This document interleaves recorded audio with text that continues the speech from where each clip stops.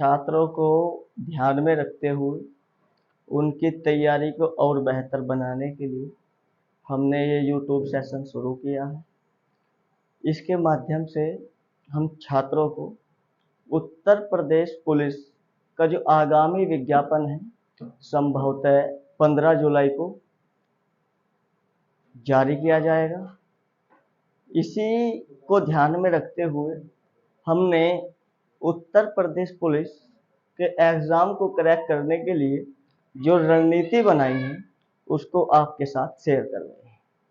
Uttar Pradesh police का जो exam है ये वनडे एग्ज़ाम है और कुछ छात्र होशियार होने के बावजूद भी एग्ज़ाम क्रैक नहीं कर पाते हैं।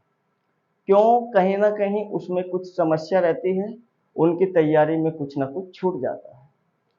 इन सभी बातों को ध्यान में रखते हुए हम आपके सामने एक रणनीति तैयार करेंगे ताकि आगामी जो पुलिस की जो परीक्षा है, उत्तर प्रदेश पुलिस का जो एग्ज़ाम है उसको आसानी से क्रैक किया जा सके। छात्र तैयारी तो संपूर्ण करते हैं लेकिन कहीं ना कहीं चूक हो जाती है। उसी चूक को समाप्त करने के लिए हम आपको इसके बारे में कुछ अवगत कराएंगे। जैसे उत्तर प्रदेश पुलिस का जो सिलेबस है सबसे पहले हमें उसको देखना होता है।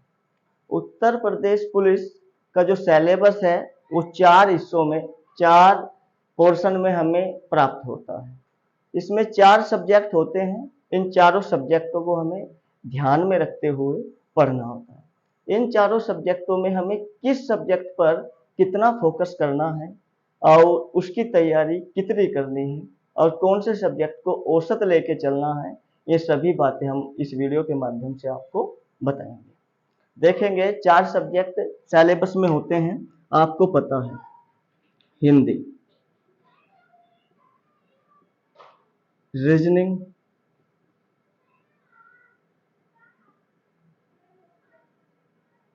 मैथ और जीएस। इन चारों सब्जेक्टों को मिलाकर हमें प्राप्त होता है 150 अंकों का पेपर।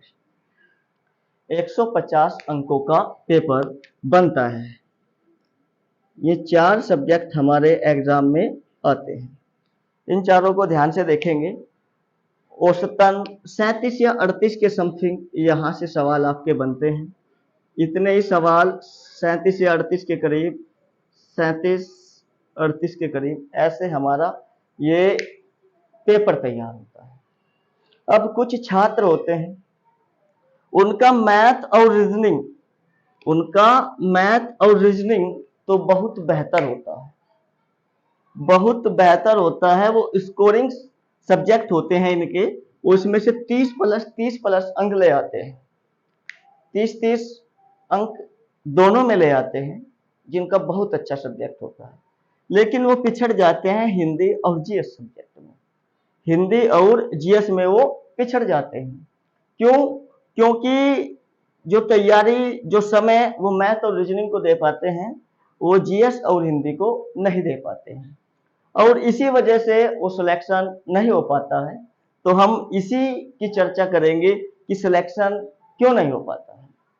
अब देखेंगे, हिंदी एक सीमित सब्जेक्ट है और हमारी मातृभाषा भी है। हिंदी का जो सीमित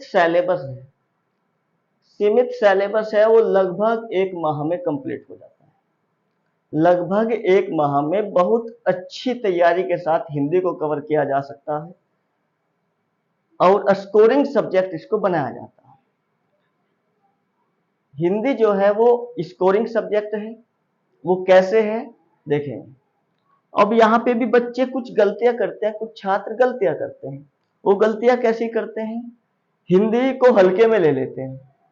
हल्के में कैसे कि हमने कोचिंग में या कहीं पे हमने पढ़ा दिया, यूट्यूब से कहीं से भी कोई देखता है तो क्या पढ़ाता है, कोई भी टीचर हो केवल क्या पढ़ाएगा, व्याकरण पढ़ाएगा, संधि, समास और वर्णमाला, अलंकार इत्यादि पढ़ा सकता है, जो केवल 50% आपका कवर करता है।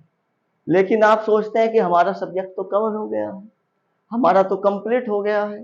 अब हम क्या करें, हिंदी तो हमारी मजबूत है और हम तो मैथ और रीजनिंग निकालेंगे, लेकिन वो 50% जो अंक है वो आपको डुबो ले जाते हैं।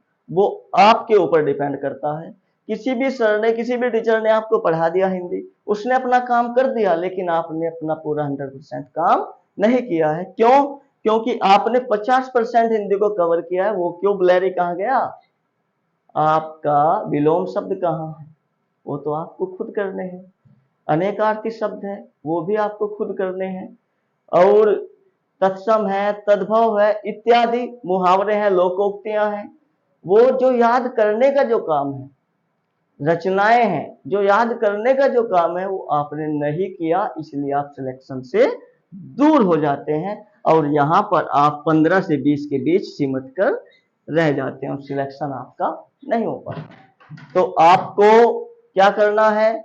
सबसे पहले आपको ध्यान देना है हिंदी पर, और हिंदी में स्कोरिंग सब्जेक्ट कहाँ पे लेके आना है? आपको 30+ मार्क्स लेके आने हैं, तब जाकर आपका सिलेक्शन हो पाएगा। ये 3 सब्जेक्टों की। और रीजनिंग की बात करें तो रीजनिंग जो है वो स्कोरिंग सब्जेक्ट है। रीजनिंग भी वो कैसे?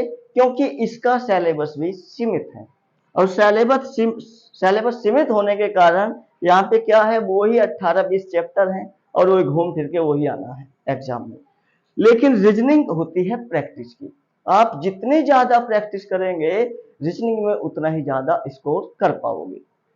तो रीजनिंग की हम बात करें तो ये है आपकी केवल और केवल प्रैक्टिस की।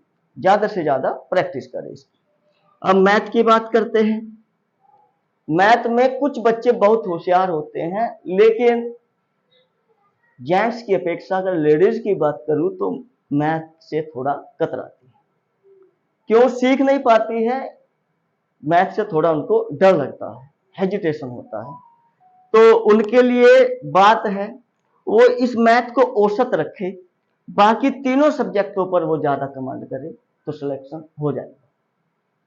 बात करते हैं जीएस की।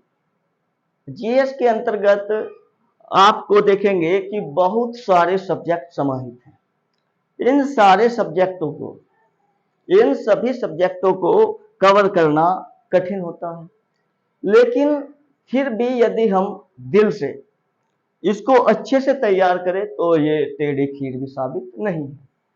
आप इसको एक कम समय में भी बेहतर तैयार कर सकते हैं। वो कैसे करना है? हम जो सब्जेक्ट आपको पढ़ाएंगे, इसमें हिंदी और जीएस, यूपी पुलिस से संबंधित या उत्तर प्रदेश सरकार की कोई भी वैकेंसी हो उससे संबंधित जीएस और हिंदी की क्लासें आपको इस चैनल के माध्यम से दी जाएगी। और जीएस के अंतर्गत आपको सब्जेक्ट क्या क्या पढ़ने हैं? पॉलिटी है, हिस्ट्री है, ज्योग्राफी है, इकोनॉमिक्स है और साइंस, फिजिक्स है, केमिस्ट्री है और बायो।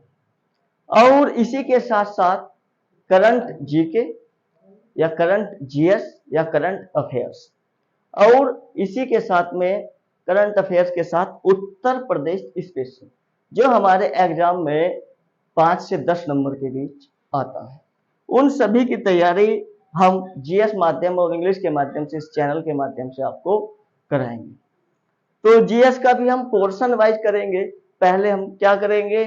हम पहले पढ़ेंगे एक सब्जेक्ट, फिर उसके बाद दूसरा सब्जेक्ट, तीसरा, 1 बाय 1 करके हम संपूर्ण कोर्स कंप्लीट करेंगे। और उत्तर प्रदेश पुलिस की जो ये वैकेंसी आपके सामने आने वाली है, आगामी दिनों में आपको विज्ञापन भी देखने को मिलेगा, उसमें आपको अच्छा स्कोर करना है तो आप हमारे YouTube के माध्यम से, इन वीडियो के माध्यम से आप अपनी तैयारी को बेहतर कर सकते हैं।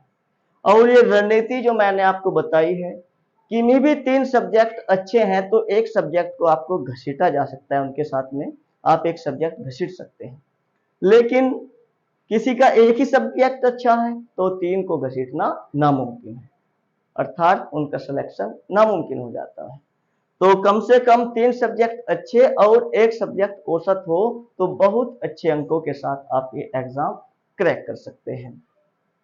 और अब आगामी दिनों में इसकी जो रणनीति है वो हमने आज आपको डिस्कस की है। आगामी दिनों में एक एक करके सब्जेक्ट वाइज आपको वीडियो प्रोवाइड की जाएगी, आपको उपलब्ध दी जाएगी इसी चैनल के माध्यम से। और जो यहाँ पर जीएस और हिंदी हम डिस्कस करेंगे, और इसमें यदि कोई भी समस्या होगी किसी छात्र को, कमेंट के माध्यम से वो हमें अवगत कराए, उसका समाधान किया जाएगा। किसी भी एग्जाम को, वनडे एग्जाम को क्रैक करने के लिए 3 महीने का समय काफी होता है। ये 3 महीने का समय काफी होता है। क्या करना है आपको, देखेंगे किसी भी काम को करने के लिए एक प्लानिंग करनी होती है, एक रणनीति बनानी होती है।